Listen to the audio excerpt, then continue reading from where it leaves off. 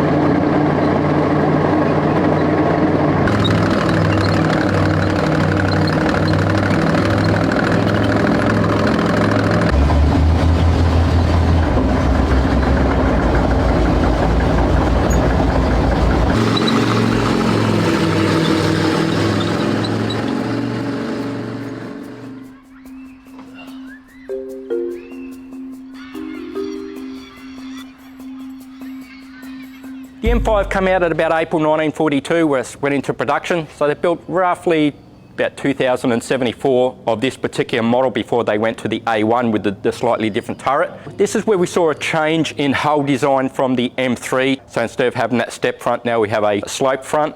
So this is at about 48 degrees. The thickness of the armour comes in at about 28.8 millimetres thick. At 48 degrees gives us about 42 millimetres line of sight thickness on the front. So still very lightly armoured, but for its role, especially in a reconnaissance role, being lighter, it was very quick.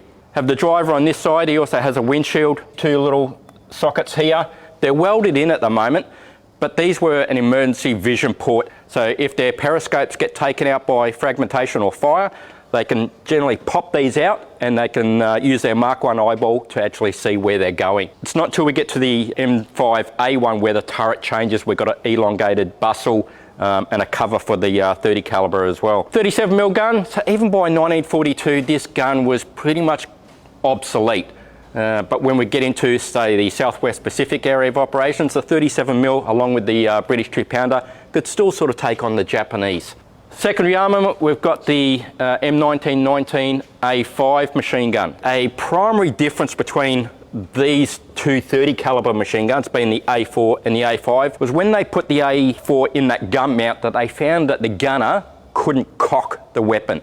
So that they changed a new cocking device in there, and the hold open device had to be changed. So we've got two different variations of the 30 caliber machine gun. They generally carry about just over 6,000 rounds between all three, because there was another one that sat on the commander's cupola as well. 123 rounds were carried on board for the 37. So for a small light tank doing a reconnaissance job, still had a little bit of punch, but it wasn't what I would call a direct fire weapon. It's more of a defensive weapon. If somebody's shooting at you, fire and get out of dodge. With this vehicle in particular, we have the metal chevron track. It actually says in the tech manual to change from steel track to rubber track at the earliest opportunity.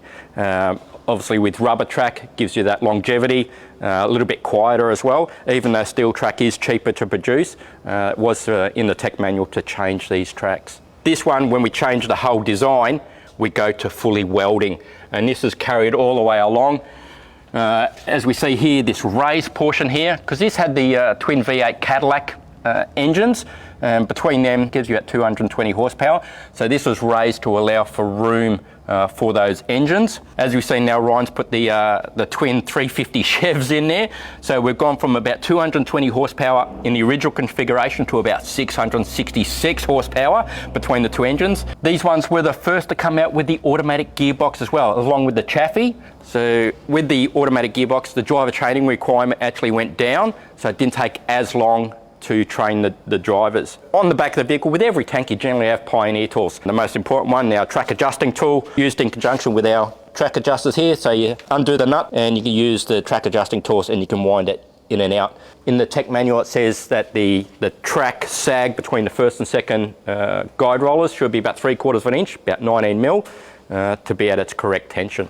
On the back of the turret, we have grousers. So as we can probably see at the back, we have steel track, which we wouldn't use grousers for because there's no requirement.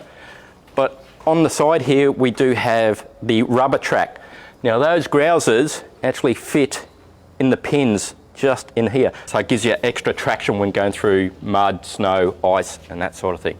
Because we've changed the design of the front of the hull, the steering levers are actually on a bar that sits quite high up. So he's actually pulling down on his levers, where if we go to the M3, we've got the tillers that are connected to the floor and you're actually pulling up the turn. So we took it for a test drive yesterday, so it sounds and drives really great. So if you want to ride on this vehicle, come to Oz Armour Fest 2023, click on the links below and get your tickets.